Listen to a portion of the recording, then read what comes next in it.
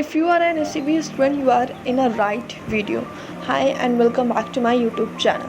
अगर तुमने इस वीडियो को क्लिक करा है तो आई होप तुम ये जानते होगे कि NSCB होता क्या है और इसे कौन से स्टूडेंट्स दे सकते हैं. Now this video is for strategy, tips, tricks and all you need for NSCB preparation.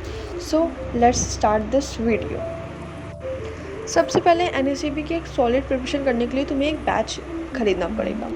Reason ये कि जब तुम एक बैच लेते हो तो उसमें तुम्हारा कंसिस्टेंसी बना रहता है. तुम्हारे पास एक पूरा शेड्यूल रहता है कि तुम्हें कब क्या क्या पढ़ना है. सो मेक श्योर तुम एक बैच ज़रूर लो. सेकेंड पॉइंट, तुमने वो बैच ले लिया पर तुम उसमें कंसिस्टेंट नहीं हो तो बैच लेने का कोई फ़ायदा नहीं है. तो तुम्हें उस बैच में कंसिस्टेंट भी रहना पड़ेगा. NCERT जो हमारी 11th-12th की होती है उनको तुम साथ साथ लेके चलो. तुम्हें NCERT इतने अच्छे से लर्न करो कि उसकी एक एक लाइन तुम्हें आए. ठीक, एक मैं आपको टिप दे रही हूँ. बैच के साथ साथ जो NCERT लाइन बाय लाइन वाले लेक्चर हैं विपिन सर वाले फिज़िक्स वाला में, उससे 11th-12th की NCERT तुम ख़त्म कर लो. वो लेक्चर बहुत अच्छे हैं. उन्होंने NCERT को पूरा डिकोड करके दिया है. तो यहाँ पे मैं आपको कुछ वीडियोस लगा रही हूँ. इनके वीडियोस तुम देख सकते हो. स्पेशली विपिन सर के वीडियोस ज़्यादा अच्छे हैं, ज़्यादा वो बेटर हैं बिकॉज मैंने खुद देखे हैं. नेक्स्ट इज़ तुम वैकेशन को यूटिलाइज़ करो. तुम्हारी एक हफ्ते की वैकेशन बची है, 10 दिन की बची है, 5 दिन की बची, उनको यूटिलाइज़ करो.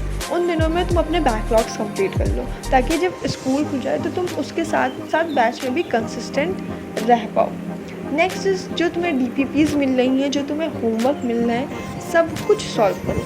अगर तुम सॉल्व नहीं करोगे उन्हें तो तुम्हारी प्रैक्टिस नहीं होगी. अगर प्रैक्टिस नहीं होगी तो तुम्हारा स्ट्रॉन्ग नहीं होगा.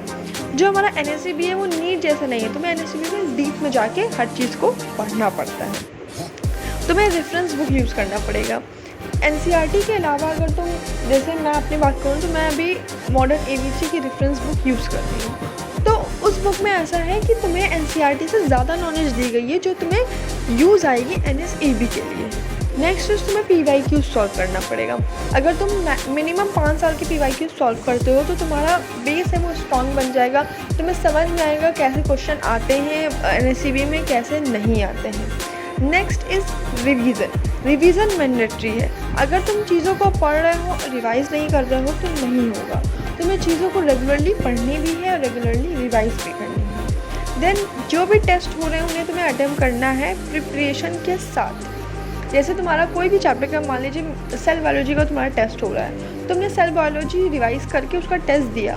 अब जो टेस्ट में जो तुमसे क्वेश्चन नहीं बने तो तुम्हें समझ में आ गया कि वो वाला टॉपिक मेरा वीक है तो तुम उसे दोबारा रिवाइज कर सकते हो. ओके. डायग्राम को बहुत अच्छे से प्रैक्टिस करो. तुम हर क्वेश्चन के साथ कोशिश करो कि उसमें डायग्राम एक हो जाए. नेक्स्ट इज़ कॉन्सेप्ट को बहुत अच्छे से समझो. जब तक तुम कॉन्सेप्ट समझोगे नहीं तब तक तुम्हारा NSCB का एग्ज़ाम क्लियर नहीं होगा. देखो, एक स्मार्ट ट्रिक्स दे रही हूँ कुछ, उनको बिल्कुल दिमाग में रख लेना. एलिमिनेशन मेथड यूज़ करो क्वेश्चन सॉल्व करने में. टाइम फिक्स करो हर सेक्शन का. फुल गेस मत मारो, नेगेटिव मार्किंग होती है. हर संडे को सिर्फ रिवीजन के लिए रखो. अगर ग्रुप में 10 क्वेश्चन डेली डिस्कस कर रहे हो तो तुम्हारा क्वेश्चन बनने के चांसेस ज़्यादा होने लगेंगे. तो मेक श्योर तुम ग्रुप में क्वेश्चन को बैठ के डिस्कस करो.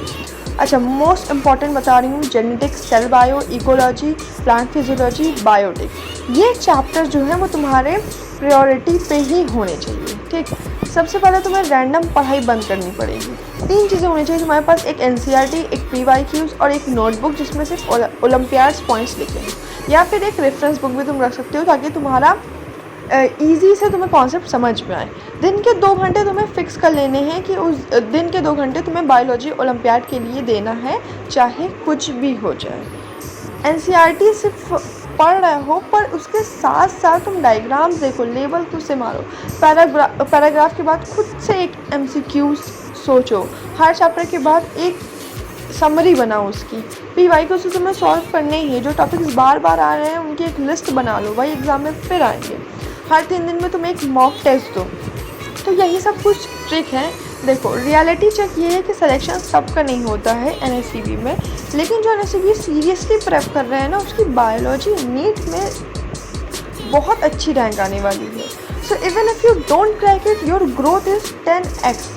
इतना अच्छा तुम हो जाओगे कि तुम्हारे लिए 12th बोर्ड्स और नीट कुछ नहीं है. कुछ भी नहीं है, तुम उसमें फोड़ के आओगे। सो यार this is the video, hope तुम्हें पसंद आई हो। मेक श्योर तुम चैनल को सब्सक्राइब करना ताकि NSEB PCMB 11-12 से रिलेटेड कोई भी वीडियो तुमसे मिस ना हो जाए। Thank you.